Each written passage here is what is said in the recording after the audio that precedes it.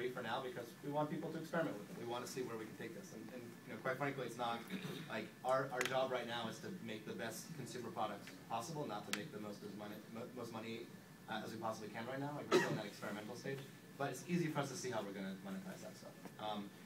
What's been unexpected is that we've been able to monetize on top of brands and media companies as well.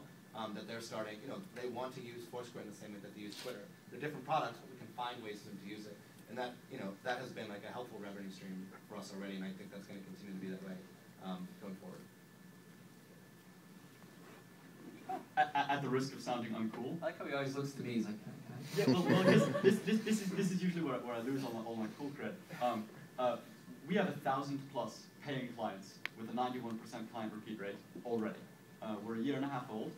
We make tons of money, really, right? And I say that because everyone gets up on startups and says, you know, we make money on tweets, and you know, we lose money on every transaction, but we'll make up for it in volume. And somehow not having a business model has become cool. And that's one of my personal gripes. We have a business model, and we've created a business model that isn't advertising, and that is actually getting enterprises, 350 universities, 100 museums, 25 major metropolitan cities, hundreds and hundreds of local businesses, you know, damn near 50 major brands to invest in Scavenger as the framework for a game layer on top of the world, and to build fun things, great things that make the game better, that enable you to get free things at places, to make it fun, to make it rewarding. And it brings so much value to them that they're willing to pay us for that. And that means that we can make a better product for consumers.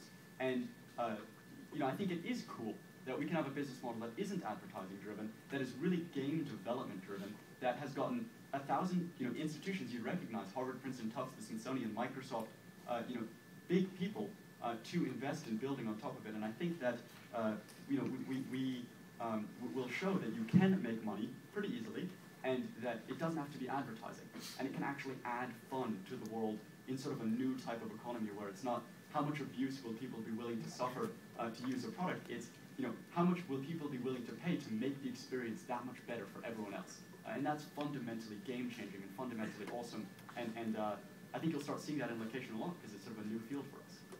And as soon as you get to the point where you're demonstrating to a partner that you're able to take, for example, in our case, we often partner with folks who want to take their online audience and activate them in the physical world in a measurable way. And we can do that. We have a really optimized funnel for doing that, particularly their Twitter and Facebook presence, and converting that into an offline presence of the society.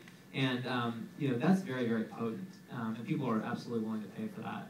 And we're starting to generate some meaningful revenue as well. And we have some really interesting deals we'll be announcing soon that are revenue generating. But it really comes down to which monetization format do we want to go with. Is it a pay-per-visit type of model? Is it something around the rewards and how often the rewards are put in? That sort of thing. So we're experimenting with the different pricing models. But yeah, actually making money isn't the hard part.